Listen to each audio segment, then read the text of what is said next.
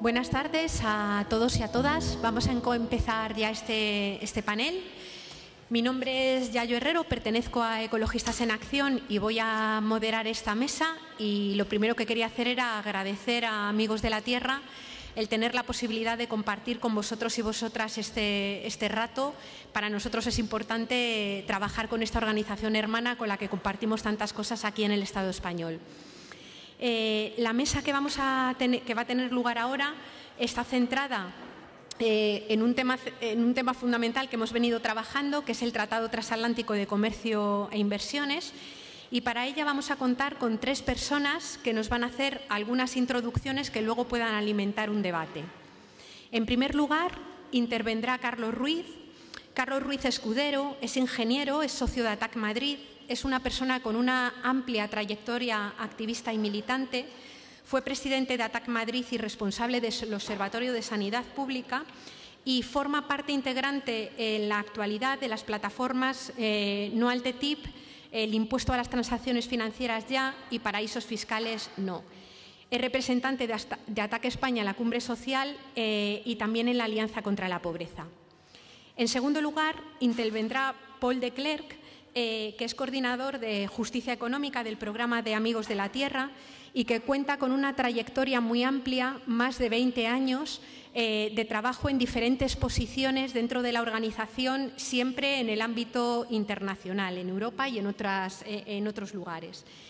Y por último, intervendrá, en lugar de Liliana Manolache, intervendrá Blanca Ruibal, que nos comentará un poco, forma parte integrante de la plataforma contra el Tratado de Libre Comercio y nos informará de cuáles son las movilizaciones inmediatas que van a tener lugar en el Estado español. Sin más, si os parece, cada uno de ellos va a tener una intervención, tanto Carlos como Paul, de 15 minutos, que yo me encargaré un poco de vigilar. Por tanto, Carlos, si te parece, comienzas. Gracias.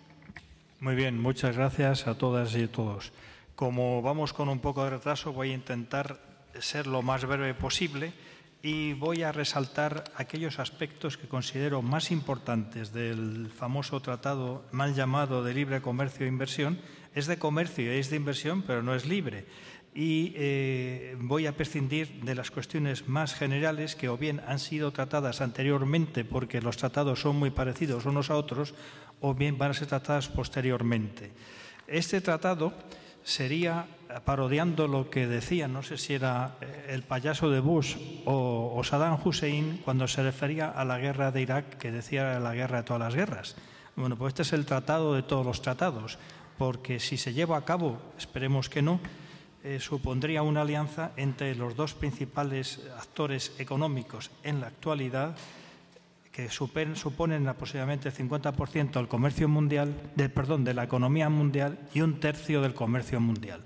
Luego, este tratado reviste gran importancia por ello, pero además, sobre todo, porque establece un modelo que recoge lo peor de todos los tratados que había anteriormente, lo peor de la Organización Mundial del Comercio, que está retenida, e intenta implantar un nuevo modelo, no un nuevo modelo, sino reforzar el actual modelo, que es obviamente insostenible.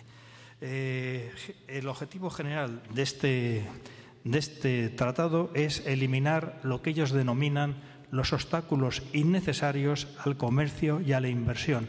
Curiosamente, esto es literalmente lo que establecía también el Acuerdo General de Comercio y Servicios de la OMC. Lo que ocurre es que esos obstáculos innecesarios pues son las regulaciones que protegen el medio ambiente, protegen los consumidores, protegen la salud, protegen las relaciones laborales, etcétera. Pero son obstáculos innecesarios al comercio. Busca, en ese sentido, establecer una convergencia entre las regulaciones imperantes en Estados Unidos y en Europa, pero yendo a la baja. Y cuando no se puede ir más a la baja, se sacan nuevas regulaciones que supongan un desmantelamiento total de lo ya existente, como luego veremos. Y busca también hacer algo que en su día intentó un acuerdo que, gracias a Dios, se pudo frustrar, pero que posiblemente vosotros y vosotras conozcáis, que se llamaba el Acuerdo Multilateral de Inversiones, donde establecía una protección a ultranza de los inversores frente a los gobiernos y, obviamente, frente a la ciudadanía. Bien, pues esto es lo que pretende este tratado. Entonces, yo me voy a centrar en aquello que considero es la principal amenaza de este tratado. La principal amenaza de este tratado es que acaba con la poca democracia que todavía tenemos, por varios motivos. En primer lugar, por el tema este de buscar la convergencia, de la llamada convergencia de las regulaciones, que estas regulaciones son leyes y reglamentos y normas y estándares que se han venido sacando a lo largo del tiempo debido a la presión ciudadana y que los políticos, a su pesar, las han ido recogiendo e implantando en los diversos países. Entonces, estos señores lo que buscan es armonizar, en el sentido que se entiende de ir a la baja, estas regulaciones. Cuando no se pueda armonizar, no de tiempo, recurren a un mecanismo muy sucio que se llama reconocimiento mutuo. Esto significa que cuando una empresa estadounidense opere en Europa, el país en el que opere reconocerá las regulaciones a las que está sometida esa empresa en Estados Unidos y viceversa cuando una empresa europea trabaje en Estados Unidos. Pero sobre todo lo que buscan es la convergencia, unirlas, que haya unas regulaciones únicas, como decía anteriormente, en materia medioambiental, laboral, protección del consumidor, propiedad intelectual, etc. Y además, por si esto fuera poco, establecen una cláusula que se llama de cooperación en la regulación. Eso significa que las empresas transnacionales, que son las beneficiarias de este tratado, podrán, en pie de igualdad con los gobiernos, modificar normas ya existentes o implantar nuevas. Se supone que obviamente lo van a hacer en beneficio puro y duro de las empresas transnacionales. Entonces, vamos a asistir, lógicamente, si esto se firma, a nuevas, estoy hablando ahora, por ejemplo, de la Unión Europea, básicamente vamos a asistir a nuevas reformas laborales, a nuevas reformas fiscales, a nuevas reformas financieras, en el sentido de, como luego veremos posteriormente, de dar todavía mayor libertad a los mercados financieros. Vamos a asistir también a nuevas normas de protección del medio ambiente, que no van a protegerlo, sino lo van a desproteger, y nuevas normas de desprotección del consumidor. Como sabéis, en Europa en eso se ha avanzado bastante, debido sobre todo al Parlamento Europeo, y aquí existe el principio ese que se llama de precaución, de tal manera que un producto químico o fitosanitario o alimenticio no puede comercializarse sin que antes haya probado que no es nocivo. En Estados Unidos operan a la inversa, que es que lo lanzan al mercado y cuando se demuestra que es nocivo, es posible que lo retiren. Normalmente no lo retiran. Bien, para procurar, como decía anteriormente, una mayor defensa del inversor, se sacan, ya se ha mencionado aquí anteriormente, voy muy deprisa, la cláusula está famosa por la cual una empresa puede demandar a un gobierno cuando considere, no hace falta que se dé el caso, cuando considere que una normativa existente o futura podría perjudicar los beneficios que actualmente está consiguiendo o los que podría obtener en el futuro. Y estas demandas de empresas contra gobiernos, nunca se produce lo contrario, no se hacen utilizando los canales ya existentes, porque tanto la Unión Europea como Estados Unidos, como los diversos Estados Unidos y los diversos Estados miembros de la Unión disponen de tribunales para poder llevar a cabo estas demandas, pero no les gustan a las empresas transnacionales y lo que quieren es crear unos organismos paralelos que serán los que resuelvan, paralelos y privados, o sea, que resuelvan por independencia de los tribunales ya existentes estas demandas. Y estos tribunales tienen la curiosidad de que su fallo no puede ser apelado, es inapelable. Lo que ellos decidan ya vale, ¿no? Entonces, para que os hagáis una idea, esto ya existe en otros tratados, pero esto es vergonzoso porque normalmente en otros tratados que se hacen entre países muy poderosos y países menos poderosos, la razón que se daba es que no se fiaban de las garantías jurídicas en países no poderosos. Pero claro, obviamente la Unión Europea no puede decir que no exista un sistema legal potente en Estados Unidos, ni Estados Unidos puede decir que no exista en Europa. O sea que esto es algo inédito. En estos momentos hay, según un informe que circula por ahí, hay 268 demandas interpuestas por empresas transnacionales contra 98 países. En estos momentos, sin haberse llegado a este tipo de acuerdo. Y fijaros lo que eso va a suponer en el futuro, porque en estos momentos hay también 24.000 filiales de empresas transnacionales europeas en Estados Unidos y 50.000 filiales de empresas de Estados Unidos en Europa. Todas ellas podrían, si así lo estiman conveniente, plantear demandas. Claro, ante esto, ¿qué van a hacer los gobiernos? Los gobiernos se van, de alguna manera, a retraer. No se van a atrever a aplicar nuevas normas de protección al medio ambiente, al consumidor, etcétera, por temor de que les plantee una demanda.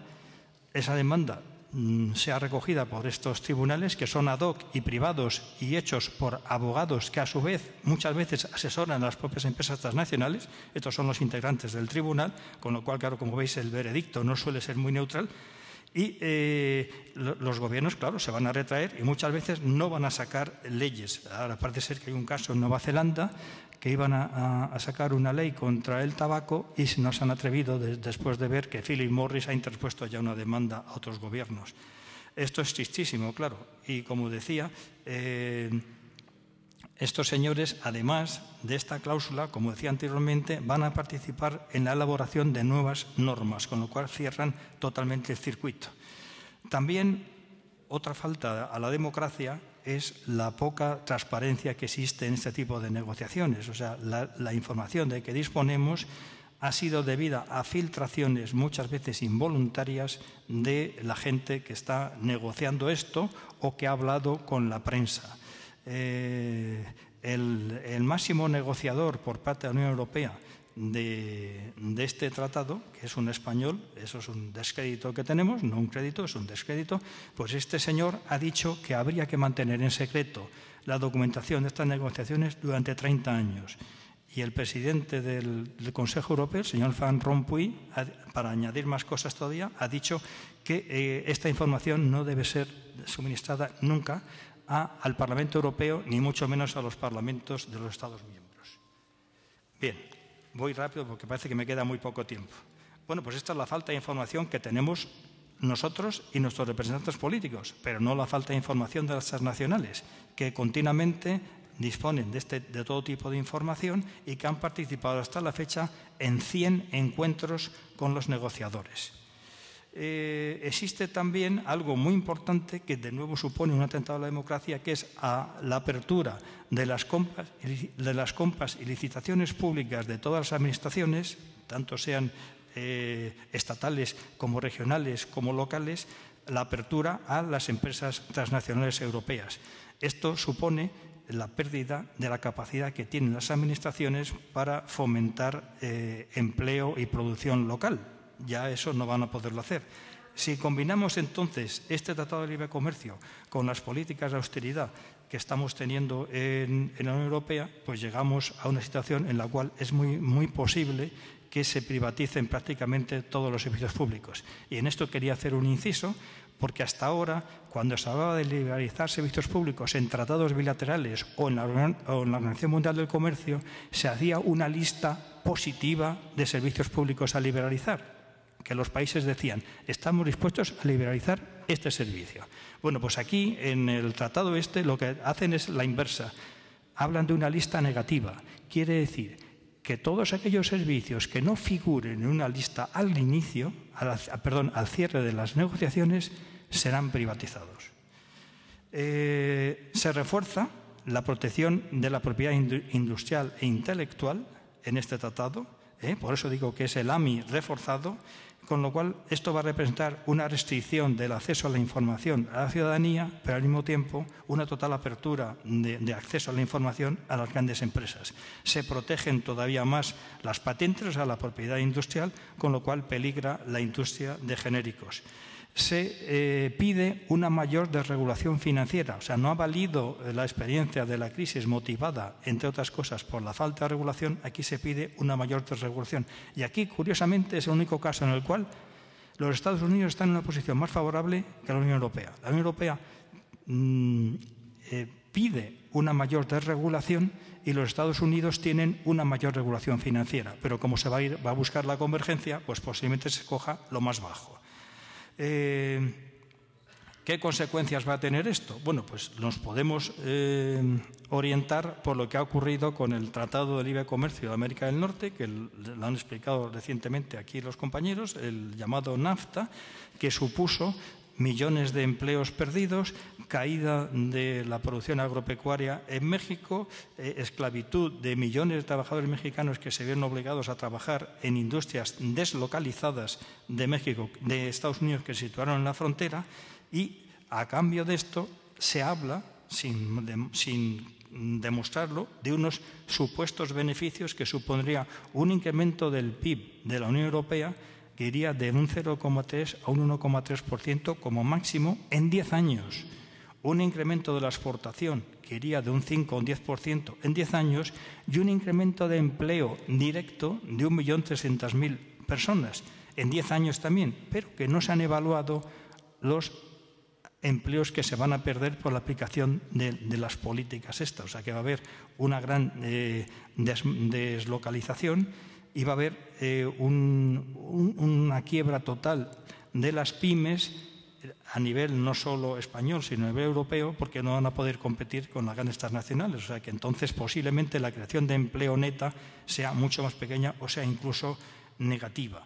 Hay un dato importante que ha sacado una oficina que se dedica a estudios de este tipo, que dice que el 80% de los beneficios de este tratado, beneficios que van a recoger, por supuesto, las empresas transnacionales, van a proceder de eliminar estas barreras no arancelarias, porque los aranceles entre Estados Unidos y la Unión Europea son prácticamente inexistentes, llegan como máximo a un 3%, pero las barreras no arancelarias, que son las medidas de protección, si se vienen abajo, claro que favorecen a las industrias, a las grandes industrias. No sé si me da tiempo. ¿Me da tiempo algo? Un minuto. Bueno, es interesantísimo, hay mucha documentación al respecto, pero es muy interesante, voy a ir rápidamente, lo que comunicó en su día, y esto es muy actual, el presidente o secretario general de la mayor organización sindical que hay en los Estados Unidos, donde decía que este tratado es una vuelta de tuerca más de la famosa élite del 1%, pero que no van a beneficiar a los trabajadores. Y además dice que estos tratados normalmente que no benefician a los trabajadores, dice que no es que sea un accidente, no es que les haya salido mal, sino que se han diseñado así, para beneficiar nada más que a la élite y no a la masa grande de trabajadores a ambos lados del Atlántico. Entonces, lo que viene a decir, viene a hablar del famoso Tratado de Libre Comercio de América del Norte, que fue un desastre no solo para México, sino para Estados Unidos, para los trabajadores, no para las empresas, obviamente, ¿no? Y dice que entonces que lo que había que hacer es cambiar esta guía, estos motivos que guían a estos tratados, buscando más que el interés corporativo, el interés de la ciudadanía, ¿no? Dice que entonces, en vez de crear más derechos a las grandes empresas, lo que había que hacer es crear más derechos para la ciudadanía, que en vez de intentar sobrepasar o cancelar la soberanía regulatoria de Estados Unidos y de la Unión Europea, lo que había que hacer es llevar los estándares ya existentes más hacia arriba, o sea, no hacia abajo, sino hacia arriba, ¿no? Que en lugar de liberalizar el sector de servicios, lo que tenía que hacerse es garantizar que cada país puede disponer libremente de sus sistemas de salud pública, de sus sistemas de educación, etcétera, sin interferencia de inversores extranjeros. Y que en vez de abrir, como decía anteriormente, los mercados de las compras públicas de las empresas, de las administraciones locales, lo que había que hacer es que estas administraciones locales tuvieran plena autonomía para poder llevar a cabo políticas de promoción, de empleo y de producción local. Y que en vez de buscar cooperación en los temas ambientales y laborales, que lo que tenía que hacer es garantizar que este acuerdo, este tratado, supone un respeto de las normas existentes de la Organización Internacional de Trabajadores, que, por cierto, Estados Unidos no respeta los acuerdos que se toman en la Organización Internacional del Trabajo. Y, concretamente, en Estados Unidos no hay ni libertad de asociación sindical ni negociación colectiva. O sea que eso supondría que si esto se armoniza y se converge, es lo que nos esperaría en Europa. Bueno, pues luego podemos ir charlando de ello en el debate. Gracias.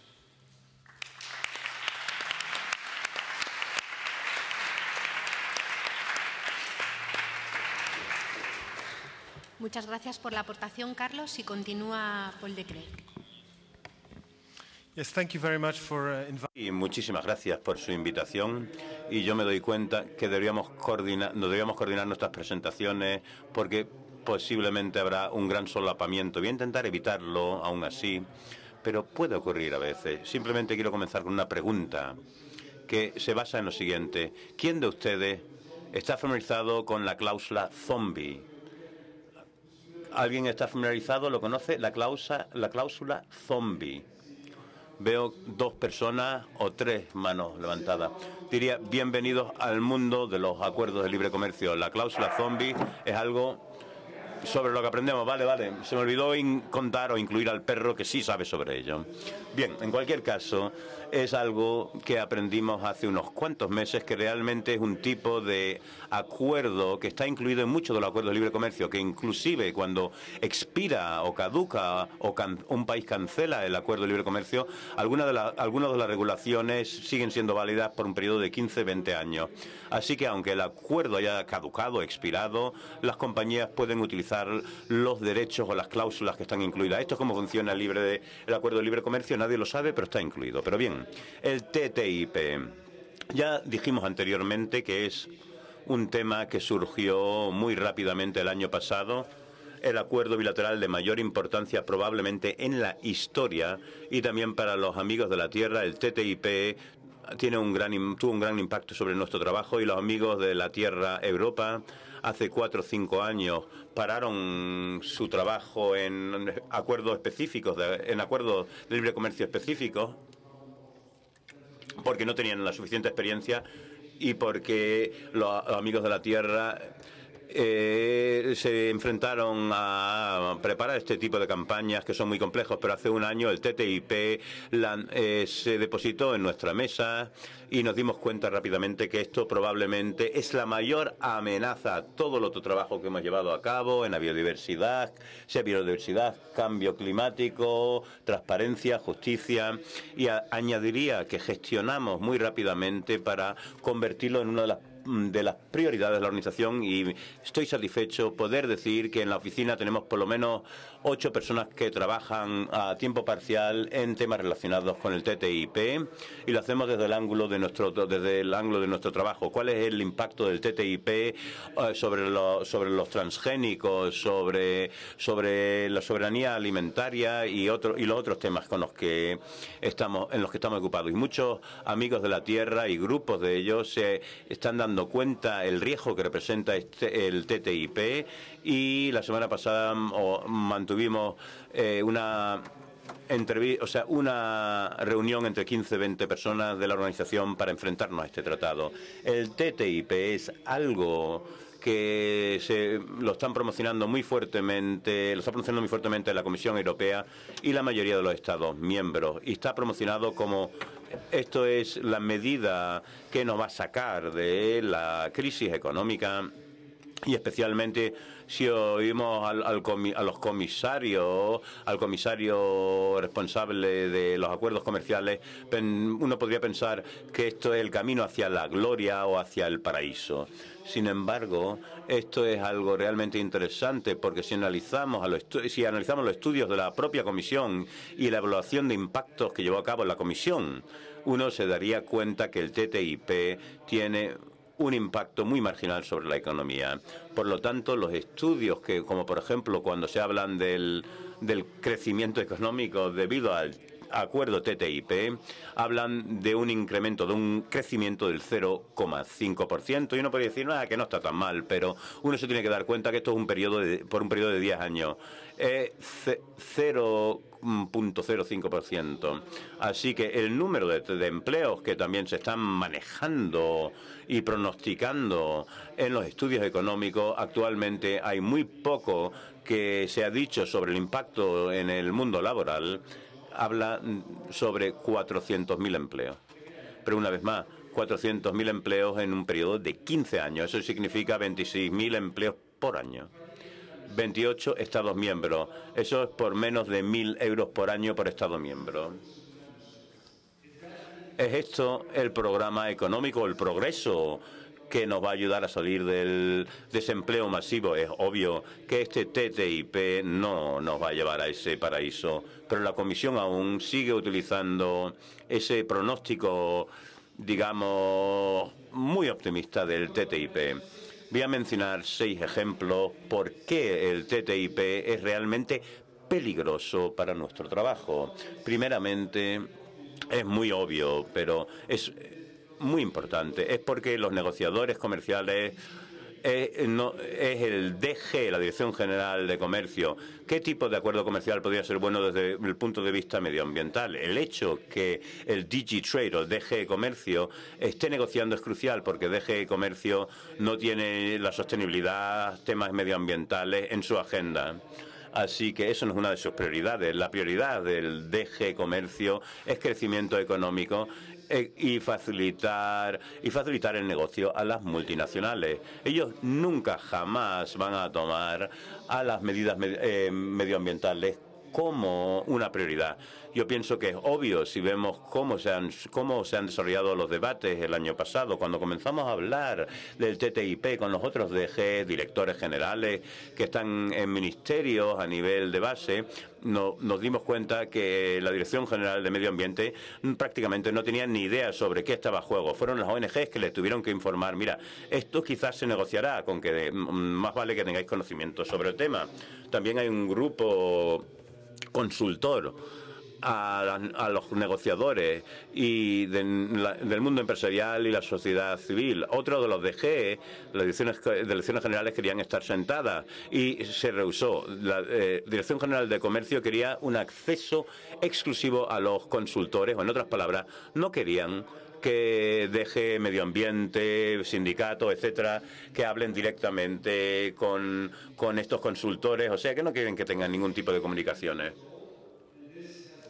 DG Comercio mantiene el control y esto tiene un impacto enorme sobre las negociaciones. Segundo tema, voy a ser muy breve, pero estos acuerdos de libre comercio no son normales, ordinarios, como por ejemplo, no estamos hablando de tasas o impuestos sobre las importaciones. Aquí estamos hablando de la desregularización. Y esto se quiere incluir a cualquier coste. Mañana por la mañana el señor Mercero va a hablar con las ONG aquí en Madrid. Uno de los temas principales que va a mencionar, que esto no tiene nada no trata nada ni tiene nada que ver con la desregulación, pero es precisamente así. Lo que se puede decir, bien, pero nosotros tenemos regulaciones o provisiones a nivel de la Unión Europea. Estos son procedimientos democráticamente acordados y obviamente no lo vamos a mantener. Tiene razón. La legislación exigente no van a ser, el TTIP no las va a eliminar, pero hay otras dos provisiones para neutralizar la legislación existente o regulaciones o provisiones futuras. Ya mencionamos el reconocimiento mutuo. Si una compañía o un producto en los Estados Unidos se percibe como seguro para los Estados Unidos y si cumple con la legislación estadounidense, van a permitir que entre en los mercados de la Unión Europea. Por lo tanto, no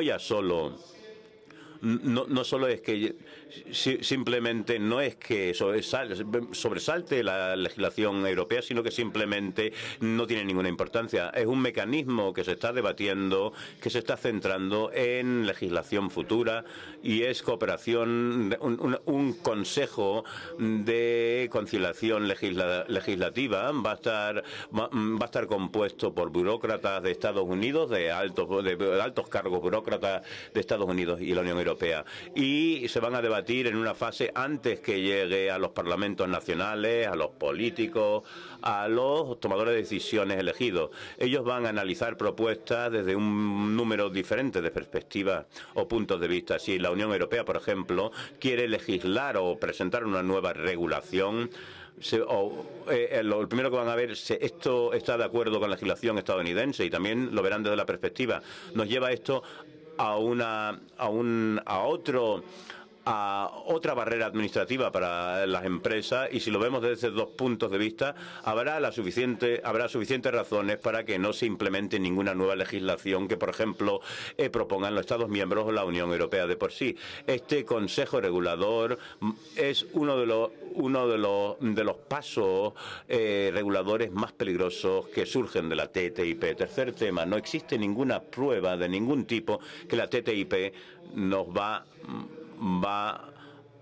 a, de alguna forma, fomentar el progreso o la sostenibilidad, porque un acuerdo entre los Estados Unidos y la Unión Europea podría llevar a unos estándares medioambientales más altos, pero si DG Comercio son los que lideran la negociación, pues es muy poco probable que esto ocurra. Pero tampoco existe ningún tipo de prueba sobre ello, sobre posibles mejoras al sistema. Hace unos cuantos meses, cuando la delegación estadounidense visitó al Bundestag alemán, hubo una petición por parte de los diputados alemanes, y la pregunta fue si es posible, si los Estados Unidos va a poder firmar a una legislación y a la convención laboral debido al TTIP. No, esto no está en la agenda, le contestaron los delegados estadounidenses. Cuando hablamos con el gobierno, es posible que la armonización de estándares va a llevar a estándares más altos o a criterios de mayor requerimiento. Primeramente nos miraron con sorpresa, como si estuviésemos formulando una pregunta estúpida. Y, por supuesto, la respuesta fue, no, esto no va a ocurrir, y no es posible porque todos los beneficios económicos que supuestamente va a generar la TTIP está basado en la asunción que va a haber una armonización hacia abajo y no hacia arriba. El cuarto tema de importancia, las negociaciones no tienen ningún tipo de transparencia, ni existe el término accountability o responsabilización de los agentes. Las negociaciones son secretas. La Comisión ya ha dicho muy a menudo que no quieren liberar ningún tipo de información ni facilitar información. Simultáneamente, la Comisión dice que somos muy transparentes con el TTIP, pero tienen que aceptar que a la vista de estas negociaciones es muy difícil porque dos partes están negociando, así que se debe mantener el secreto. Pero existen otros procesos internacionales. La Unión Europea en sí está constituido por 28 países que están negociando. Normalmente se puede influenciar, hacer un trabajo de lobismo, pero en el TTIP esto no es posible. Lo que estamos diciendo es realmente que los amigos de la Tierra enviaron una carta recientemente a la Comisión Europea en nombre de 250 organizaciones y pedimos la transparencia sobre esta negociación, que hubiese más. Es la única fórmula en la que podamos influenciar las negociaciones, y si no lo recibimos, pues entonces la Comisión no puede tener expectativa, la sociedad civil no puede tener ninguna expectativa esperanzadora en las negociaciones. La TTIP es una agenda que está propuesta y dirigida por el mundo corporativo, y la Comisión, al igual, hace 2 meses la Comisión lanzó sus prioridades sobre la regulación financiera, y lo siguiente que ocurrió fue una declaración de prensa que salió de la ciudad, del City of London, que dijo exactamente esto es nuestra agenda. Así que la agenda de la Comisión es exactamente lo que quiere the City of London, la ciudad financiera de Londres, no Londres capital. Así que lo que quería cuando nosotros pedimos documentación a la Comisión, vimos que más de 120 reuniones con más de 100 de las 120, más de 115 habían sido reuniones con las corporaciones. Y el último tema que me gustaría mencionar una vez más, y que ya lo hemos tocado algo, es el mecanismo de disputa, o en caso de disputa o desacuerdo. Esto es algo que no es nuevo, ya fue mencionado. Los países europeos en la actualidad son países de la Unión Europea y ya tienen 1.400 mecanismos. Tiene ya 1.400 mecanismos en caso de desacuerdo, disputa. Lo que va a ser nuevo, que en la Unión Europea o algún país está negociando, cuando negocia con un país de menor tamaño en el sur, básicamente era recibir acceso, que las corporaciones europeas tuviesen acceso a los recursos materiales o naturales en esos países. Eso nunca molestaba a los países europeos. Ahora estamos negociando con los Estados Unidos y ahora son las compañías estadounidenses y que las compañías canadienses pudiesen entrar en Europa. Ahora es un juego diferente porque pueden demandar y litigar en contra de nuestro gobierno. Un número de los problemas fundamentales de estos mecanismos de desacuerdo no son necesarios. Tenemos buenos sistemas legales. Es no democrático porque es un sistema de 3 abogados privados con intereses, con conflictos de intereses que pueden decidir lo que ellos quieren. Ellos deciden sobre la interpretación, qué es lo que es un inversor, qué es una expectativa legítima, qué tipo de beneficios se han negado, qué significa el término de expropiación indirecta. Todos estos problemas fundamentales ya están incluidos y la Comisión dicen que han desarrollado algunas mejoras. Por el momento hay una consulta que se está llevando a cabo. La Comisión ha lanzado, debido a la presión pública, ha lanzado una consulta y básicamente están presentando un número de mejoras y analizamos las mejoras y ninguna de ellas elimina el problema del ISDS, o sea, de este mecanismo, la naturaleza no democrática. Van a seguir incluyendo con esas llamadas mejoras. Y en la presentación anterior alguien hizo una comparación interesante. Es como ponerle pintalabios a un cerdo, o pintarle los labios a un cerdo. Lo que quiero decirle, quiero terminar con una nota positiva. A pesar de los impactos masivos del TTIP, creo que estamos en un momento muy interesante porque pienso que desde Seattle, en las negociaciones de la Organización Mundial del Comercio, de la OMC, no hemos obtenido tantos éxitos para los movimientos antitratados de libre comercio. Yo pienso que la TTIP tiene la posibilidad de que nosotros ganemos una vez más o ganemos otra vez.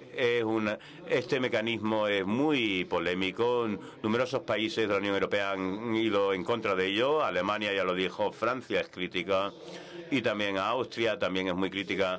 El Grupo Socialdemócrata en el Parlamento Europeo, en el Parlamento anterior, vemos si el nuevo Parlamento sigue con la misma posición, pero dijeron explícitamente que no queremos el ISDS, el mecanismo de disputa. En numerosos países hay una masiva movilización. En Alemania, hace unas cuantas semanas, hubo grupos que hicieron una campaña que presentaron 450.000 peticiones a la Comisión Europea y al Parlamento Europeo en contra del TTIP y de este acuerdo.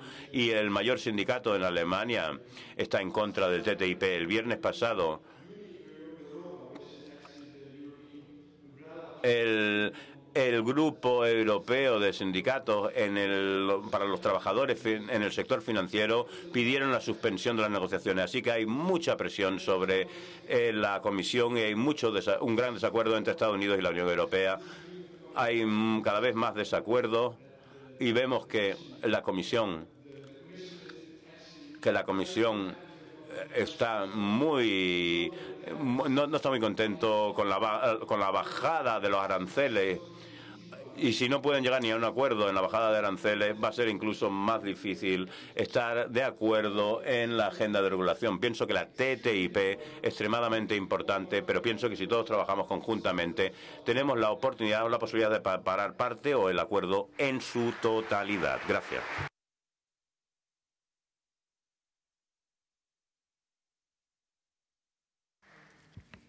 Gracias, Paul.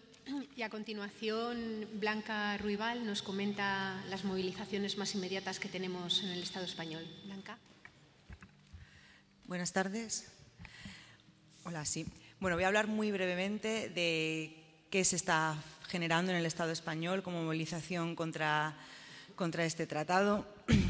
Y bueno, ha quedado claro, ¿no?, con la exposición de Carlos y de Paul Declercq, que este tratado ha venido muy rápido y que es muy grave las consecuencias que puede tener y abarca una cantidad de temas inmenso, de tal manera que, bueno, que la sociedad civil Es importante decir también que hemos sabido reaccionar también muy rápido y también hemos conseguido tocar toda esta variedad de temas que incluye este tratado y estamos haciéndolo ver a la ciudadanía, ¿no? Con diversas movilizaciones y eventos.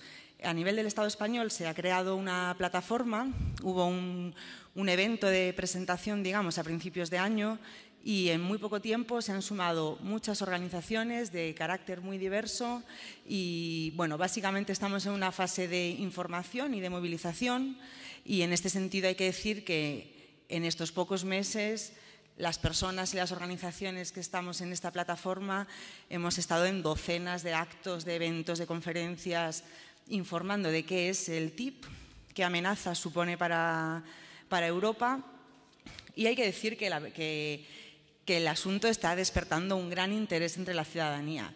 Para el corto tiempo que hemos tenido de reacción y la poca información que hay disponible, pensamos que la ciudadanía y muchas organizaciones y otras plataformas están teniendo mucho interés en este tema, ¿no?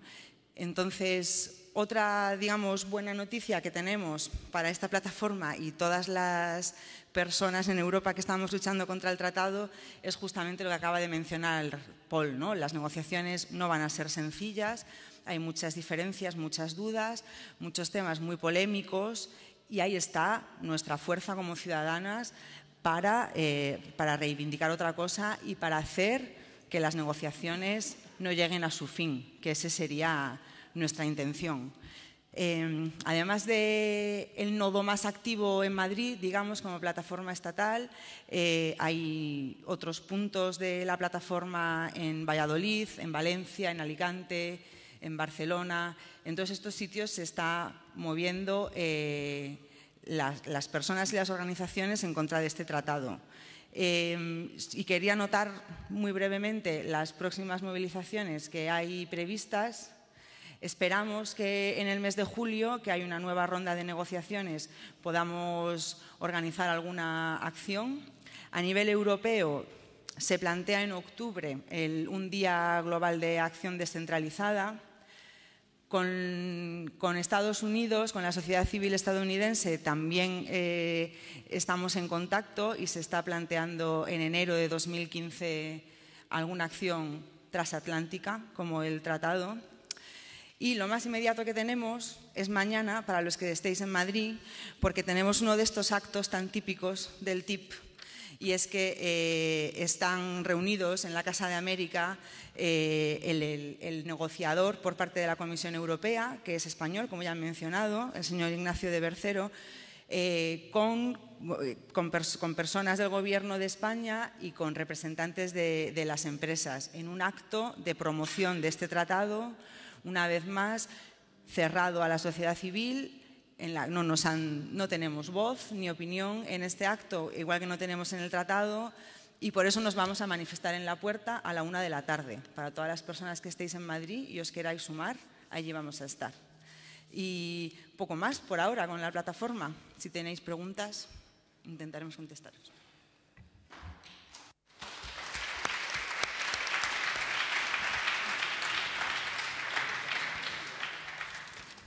Bueno, pues disponemos ahora de unos minutos, aproximadamente hasta las 6 de la tarde, para tener un espacio,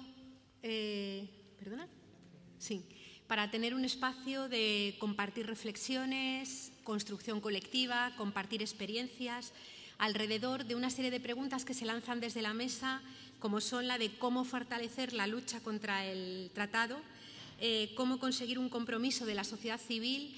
Y yo animaría a que, sobre todo aquellas personas que vienen desde Latinoamérica y que tienen una amplia y dilatada experiencia en la movilización contra tratados similares e iniciativas de este tipo, nos pudieran también plantear cuál ha sido su experiencia, cómo se han organizado para tratar de aprovechar otras luchas en las que ahora tenemos que llevar en otros lugares del territorio. Y sin más, bueno, pues abrimos el turno. Creo que Carlos quiere comentar algo. Sí, antes de empezar el debate, yo quería hacer un comentario al respecto de cuáles han sido los resultados de las elecciones al Parlamento Europeo, que, como decía el compañero, esta situación puede variar. En primer lugar, constatar que tanto el líder del Partido Popular Europeo como el líder del Partido Socialdemócrata Europeo han manifestado claramente, ambos, que están a favor de este tratado. Pero los grupos nuevos que han entrado en el Parlamento, bien sean de extrema derecha, de extrema izquierda o de izquierdas, todos están en contra de este tratado. Aunque el Parlamento no es el órgano decisivo, porque es la Comisión la que negocia y es el Consejo Europeo el que al final decide, no cabe duda que el Parlamento algo tendrá que decir. Pero que esto es importante, por ejemplo, la señora Le Pen ha dicho claramente que está totalmente en contra de este tratado. Los ultras griegos también, los ultras alemanes también, la izquierda española también, por supuesto, el movimiento nacionalista británico ferozmente. Lo que pasa es que es contradictorio porque tendría que seguir el dictado de Estados Unidos. Pero bueno, esto es una situación que puede ser interesante y quería añadirla como complemento. Bien. ¿Quién se anima? Muy bien. Hay una persona aquí. Gracias. Luis González, de la Plataforma por un Nuevo Modelo Energético. Yo quería hacer una propuesta, y es que dejemos de usar su mismo lenguaje.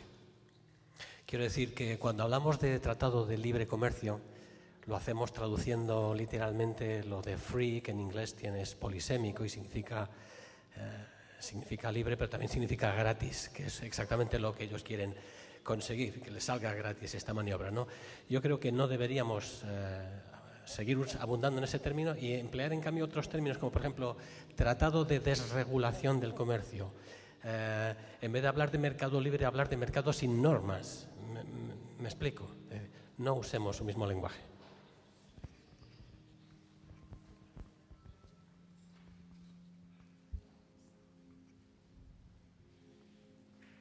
Lilian, allí. Hola. A mí me gustaría preguntar a los compañeros de Latinoamérica que tenemos aquí cómo se organizan para hacer frente a tratados de este calado, pero que implican varios países, porque bueno, tenemos el ejemplo de tratados bilaterales entre dos países en concreto, pero también hay tratados regionales. Entonces, ¿cómo se organizan entre ellos, entre los diferentes movimientos para cubrir todo un continente?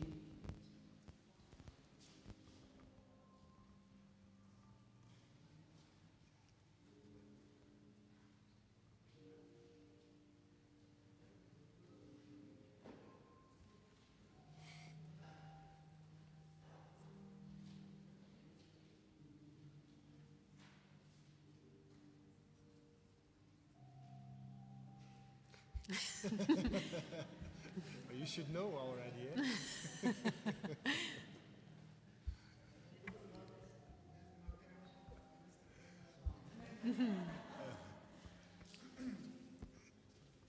Bueno, al menos en lo de Centroamérica, con mucha información, con los grupos de Amigos de la Tierra que estábamos ahí, y también aprovechándonos de otras plataformas ya existentes, ¿verdad? La CLOC en Centroamérica, que es la vía campesina en América Latina, la CLOC, los grupos, las plataformas sindicales,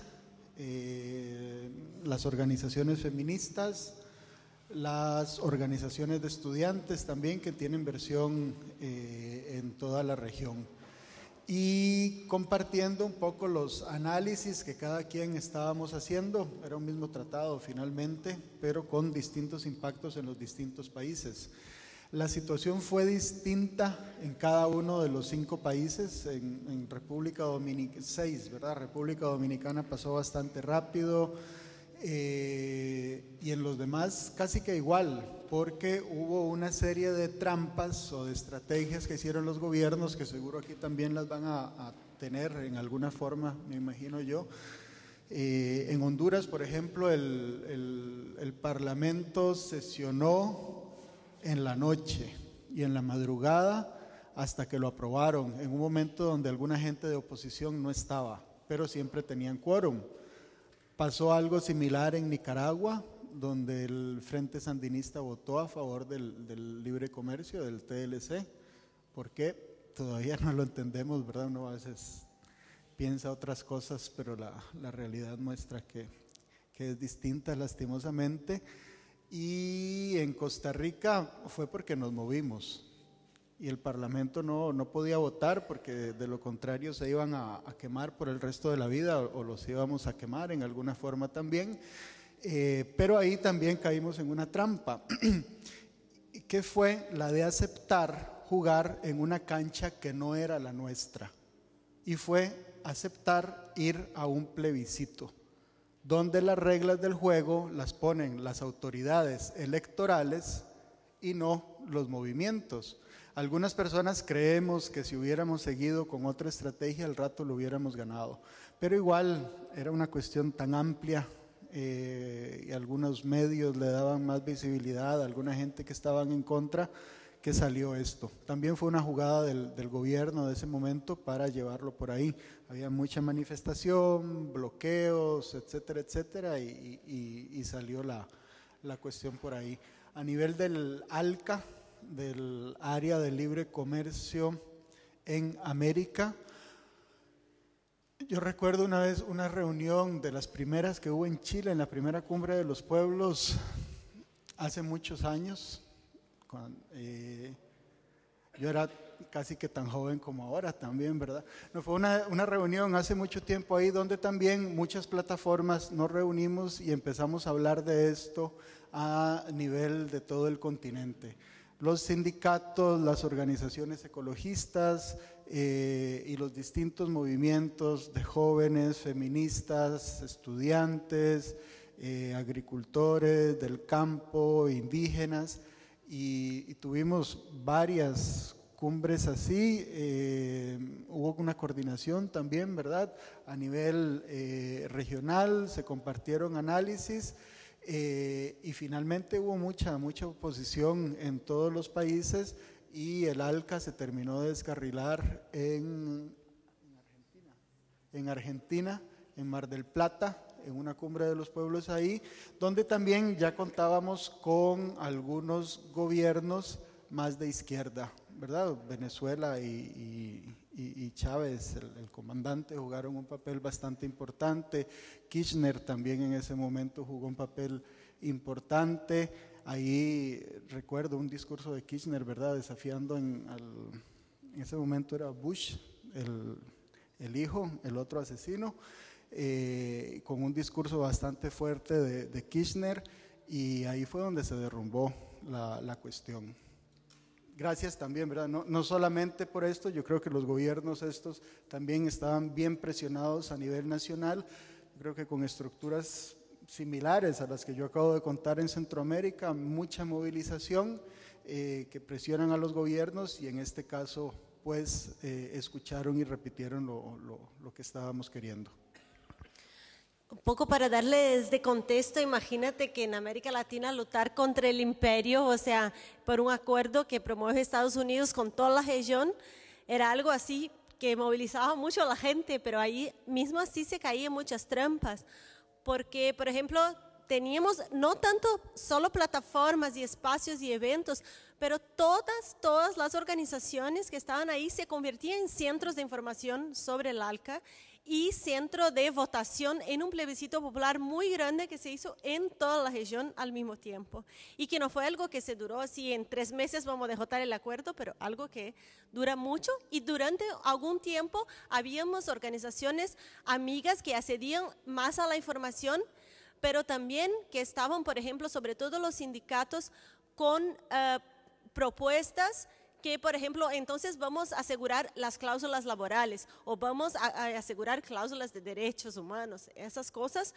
Pero cuando se cambió que todos decimos no y no, o sea, el plebiscito ALCA sí o no, y eso muy fácil de explicar a la gente con todos los impactos que conocemos, todo, y todos los discursos que se aplican a cada realidad local, sea campesina, indígena, en las ciudades, en los países que tienen gobiernos de derecha, los que tienen gobiernos de izquierda.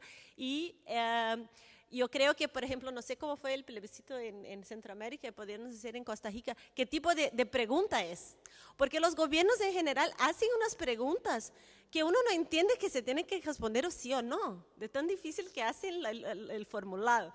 Entonces, cuando se logró una unidad a nivel de resistencia contra el ALCA, que es no al ALCA, y así se hizo la pregunta, ahí la ganamos como plebiscito popular por el tamaño de la movilización. Gracias. Muy brevemente, el Acuerdo de Libre Comercio de las Américas, cuando se cae, es parte de un proceso principalmente de llegar a acuerdos en los mínimos vitales de los sectores, no hacer el análisis en términos de dónde estaban los desacuerdos de los sectores, sino cuáles eran los mínimos que permitían que los sectores enfrentaran el ALCA, el Acuerdo de Libre Comercio de las Américas. Y eso me parece bien importante porque sin lo intersectorial no hubiese sido posible derrotar el acuerdo. Y lo intersectorial entendido también con comunidades de base, populares, indígenas, campesinas, que recibirían los impactos y los conflictos de ese acuerdo. Y el segundo elemento que considero principal, el elemento de la educación popular, porque muchas veces el asunto se queda en un escenario de debate muy arriba, pero no llega a la gente común y corriente que tiene la posibilidad de votar y de decidir, como ha dicho Lucia, en escenarios no necesariamente vinculantes, porque las votaciones frente al ALCA muchas veces no se dieron en escenarios vinculantes legalmente, pero su carácter simbólico, masivo y el rotundo no de las poblaciones que iban a ser afectadas llevaron a que eso se generalizara en otros espacios de la sociedad. Da tiempo para una intervención más si alguien quiere y damos paso, si os parece, a 2 minutos por cada una de las personas de la mesa por si quieren añadir algo más y la cerraríamos. ¿Alguien quiere comentar algo? ¿Nos quedéis con las ganas? Hola, buenas tardes. Soy María Ángela, soy de la Plaza de los Pueblos, que es un espacio de encuentro de personas de diferentes pueblos del mundo aquí en Madrid. Solo quería compartir con vosotras una información que tengo a propósito de una convocatoria contra el Tratado Transatlántico que sale de Gran Bretaña. Algunos grupos y colectivos, Occupy London y otros colectivos de Gran Bretaña han organizado para el 12 de julio una acción contra el Tratado Transatlántico. Piden apoyo a todos los diferentes países en este momento. Entonces sería importante, yo creo que como plataforma en España, pero también como en otros países, se haga esto, porque pienso que es muy importante el trabajo a nivel local, la información, la movilización a nivel de singolo país, pero también es importante darnos una estructura a nivel europeo y a nivel internacional y a nivel mundial, con la experiencia de Sudamérica y de los otros países que han trabajado contra el Tratado de Libre Comercio, para trabajar juntos con este que es el Tratado de los Tratados. Muy bien, muchas gracias. Pues tenéis un par de minutos cada una de las personas de la mesa si los queréis utilizar. Si quieres empezar tú, Blanca. Bueno, yo sí los voy a usar. Quería deciros que típicamente cuando uno habla de casi todos los problemas del mundo, pero particularmente cuando se trata del TIP, del libre comercio, esa cosa tan monstruosa y alejada, la gente suele preguntar ¿y qué puedo hacer? Y siente esa necesidad de hacer algo y lo difícil que es. Entonces yo quería deciros a todos los que estáis aquí y que habéis oído hablar del TIP y os ha quedado un poco claro lo que es, que ya tenéis algo que hacer, que es contarlo a otras personas. Si formáis parte de colectivos o organizaciones, contarlo ahí y que se lo sumen a la agenda. Y si no sois en este momento activistas de nada, lo contáis en la familia o en la comunidad de vecinos. Pero estamos en una fase fundamental para que esto se conozca y aunque parezca que no podemos hacer mucho, bien sabemos que la información es poder y que cuantas más personas sepamos esto que es y que supone, mejor preparados estaremos para pararlo. Y esto es. Yo quería confirmar lo que dice la compañera y con respecto a la denominación de este acuerdo, la denominación oficial no incluye la palabra libre ni en castellano ni en inglés. En inglés es Transatlantic Trade and Investment Agreement, no se habla de free, y en castellano ya se ha acuñado por los organismos oficiales que es Acuerdo Transatlántico de Comercio e Inversión, tampoco aparece libre, pero que sí que es importante que utilicemos los nombres oficiales para que la gente sepa relacionar cuando hablamos de esto, eso es lo que están diciendo Rajoy o quien sea, ¿no? Y entonces lo relacionen, porque la experiencia que tenemos nosotros es que estos acuerdos tan importantes que se llevan en secreto sufren el síndrome de Drácula. Quiere decir que cuando se ponen a la luz, cuando la gente los conoce, cuando hay amplia difusión, se vienen abajo. Esto ocurrió con el AMI, el Acuerdo Multilateral de Inversiones, que hubo una filtración por parte de ser un político francés y se vino abajo porque la gente lo conoció y se indignó. Y este tratado es mucho más ambicioso que el AMI. Luego hay que hacer el efecto Drácula, o sea, que todo el mundo lo conozca, llevarlo a todas partes, comentarlo, porque ellos quieren mantenerlo en silencio, en secreto, y nosotros queremos lo contrario. Y luego una pregunta que quería hacer a nuestras compañeras y compañeros de Latinoamérica es ¿qué papel jugaron las pymes en la movilización contra el ALCA? Porque aquí está claro que las pymes en la Unión Europea desaparecen, no van a poder afrontar la competencia de las grandes transnacionales, ni mucho menos en el tema de las licitaciones y compras públicas. Por eso quería saber qué papel jugaron las pymes. Nada más.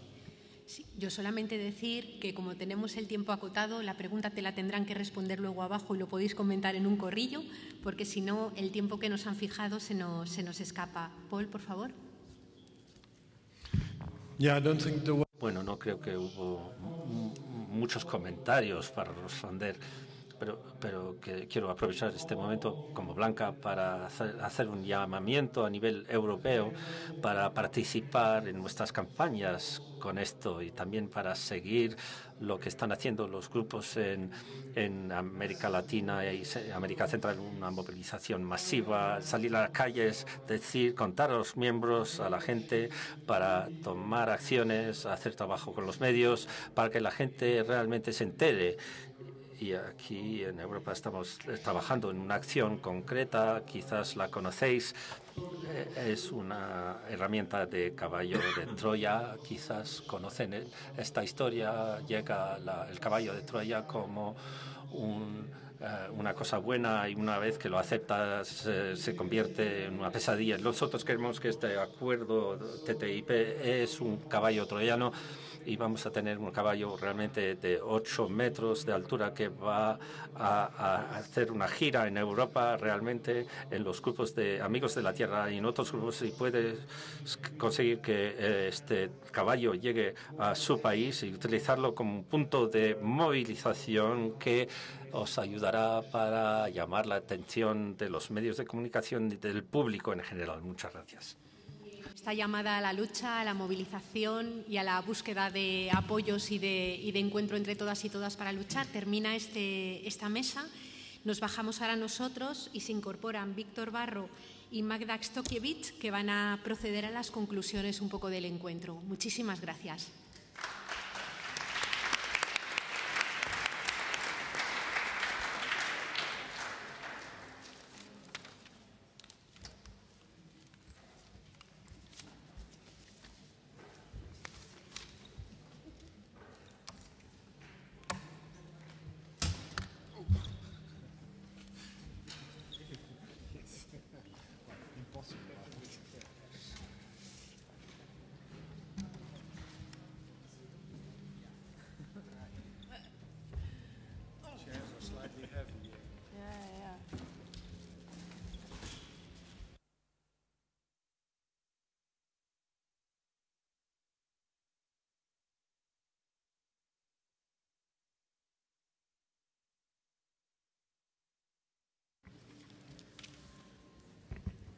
I will be speaking in English.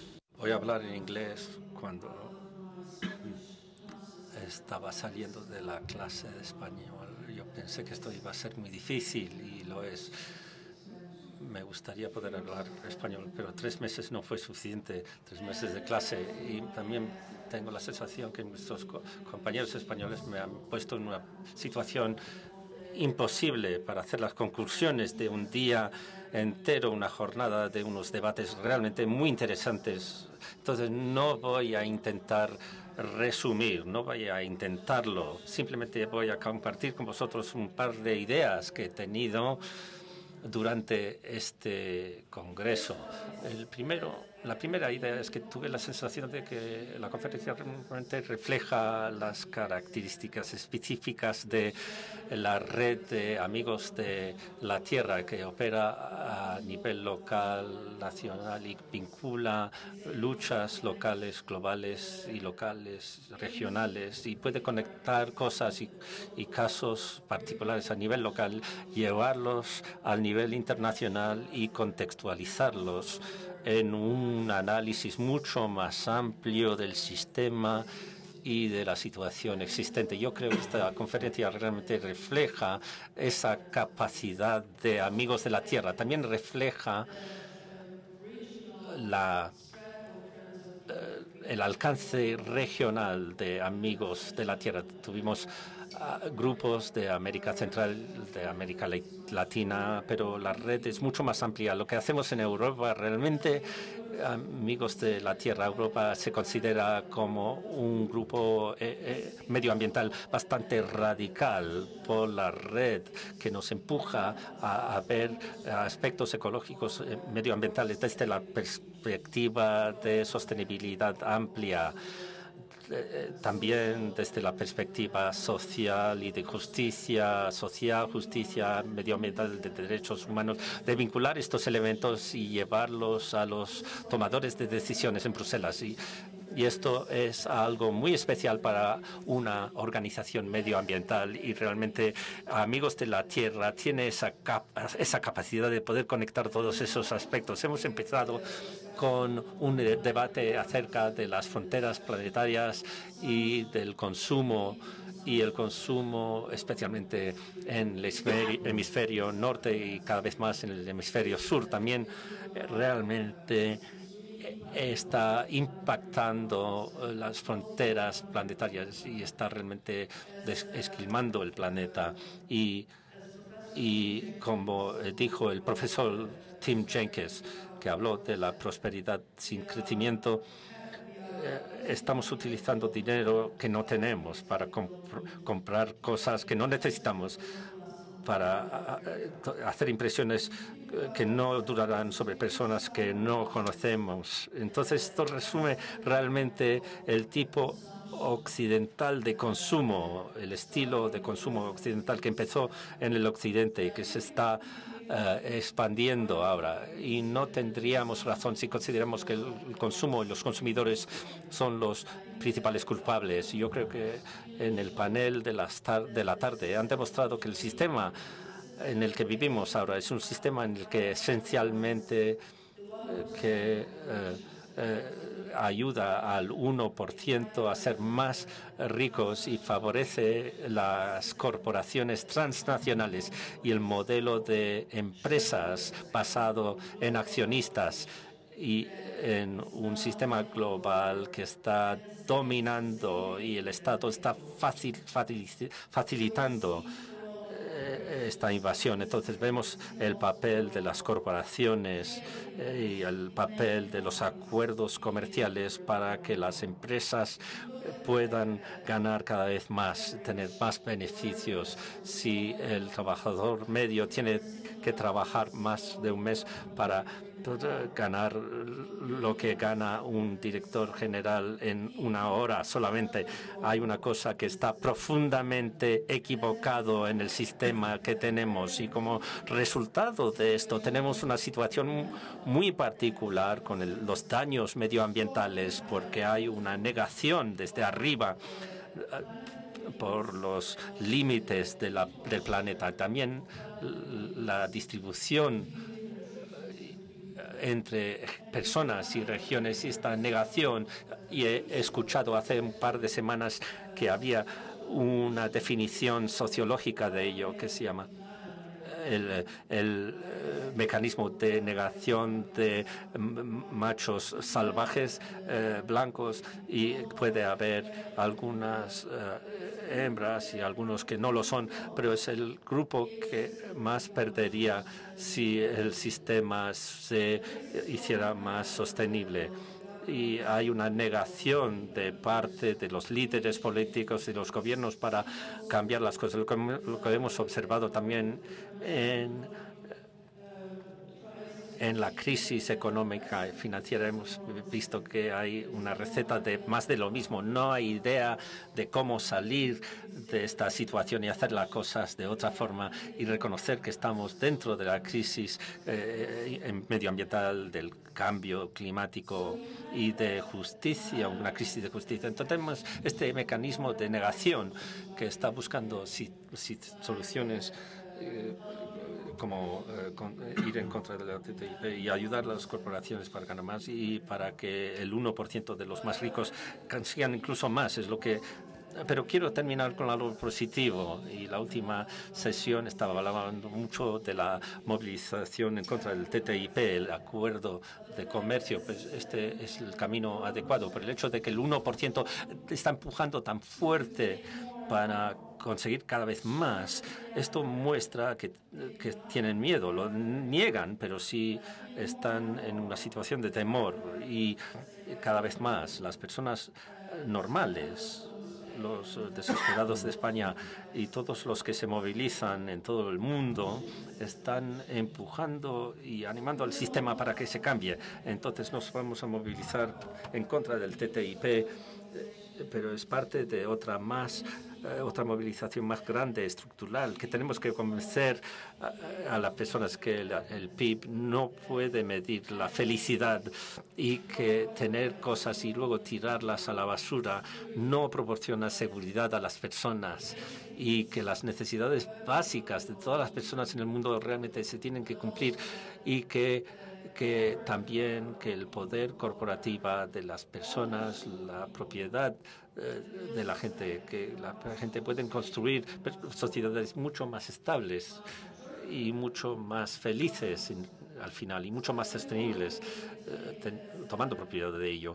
Entonces lo tomo no como un punto negativo, sino como un punto positivo, que el sistema realmente ha alcanzado tan lejos que ahora la negación va a ser incluso más fuerte, y tenemos que movilizarnos cada vez más para realmente llegar al punto de desequilibrio, para poder cambiar el sistema, para que se convierta en un sistema sostenible. Como podéis ver, no era un intento de resumir los debates, y espero que los debates seguirán. Simplemente eran un par de ideas que yo quería compartir con vosotros. Muchas gracias.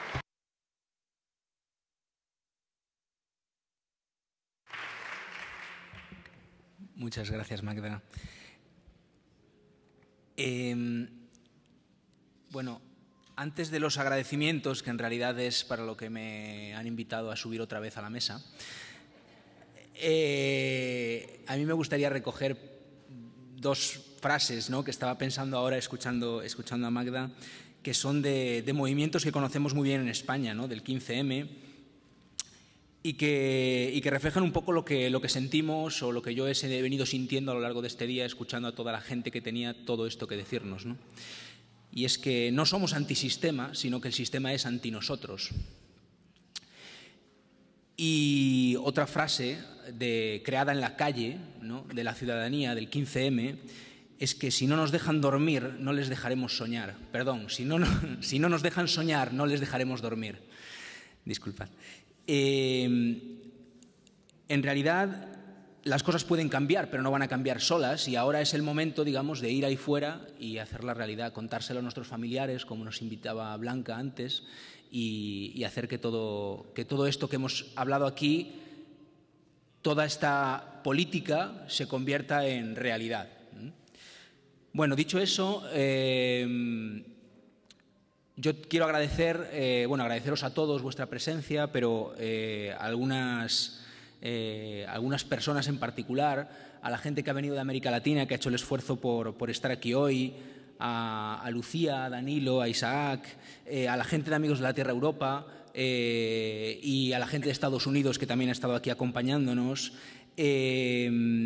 a todos los ponentes, todas las personas que han estado en esta mesa compartiendo con nosotros su sabiduría, y después a toda esa gente que no se ve o que no habla o que a lo mejor no escuchamos sus ideas y sus reflexiones, que son pues la gente que hace realidad que por internet nos vean pues cientos de personas en streaming, a la gente que nos ha dado de comer ecológico y de comercio justo, a los activistas de Amigos de la Tierra que han estado en la puerta, en los baños, recogiendo los cascos, etcétera, al equipo de de interpretación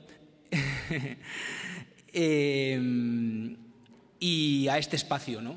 A la tabacalera, por ser como es.